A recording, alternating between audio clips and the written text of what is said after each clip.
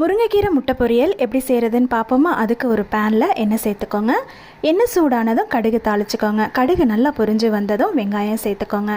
நல்லா பொடியாக கட் பண்ணியிருக்கேன். இப்போ இந்த வெங்காயம் வதங்கிட்டு இருக்கட்டும். நம்ம தேங்காய் ரெடி பண்ணிக்கலாம்.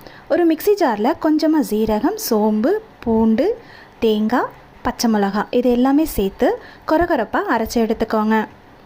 இப்போ வதங்கிட்டு இருக்கிற வெங்காயத்தில் இந்த அரைச்ச தேங்காவை நம்ம சேர்த்துக்கலாம்.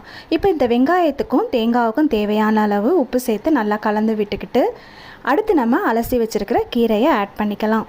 நம்ம கீரையை சேர்க்கும்போது நிறைய இருக்க மாதிரி இருக்கும். இந்த சமயத்தில் உப்பு சேர்த்தா அதிகமாகிடும். லேசாக கீரை வதங்கி வந்ததுக்கப்புறமா நம்ம உப்பு சேர்த்துக்கலாம். இப்போ பாருங்கள், கொஞ்சம் ட்ரையாக இருக்க மாதிரி இருக்குது.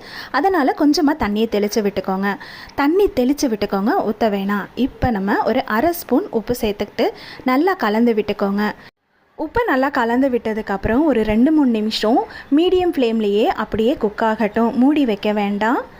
ஒரு 2-3 நிமிஷத்துக்கு அப்புறம் பார்த்தீங்கன்னா சூப்பரான கீரை பொரியல் ரெடி ஆயிடுச்சு. ரொம்ப டேஸ்ட்டாக இருக்கும். இதை நம்ம சுடுசாதத்தில் அப்படியே பிசைஞ்சும் சாப்பிட்லாம். இப்போ இதில் முட்டை எப்படி சேர்க்குறதுன்னு பார்ப்போம்.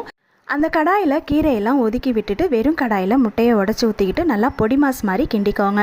நல்லா முட்டை பொடி மாஸ் ஆனதுக்கப்புறமா கீரையோடு சேர்த்து நல்லா கிளறி விட்டுக்கோங்க.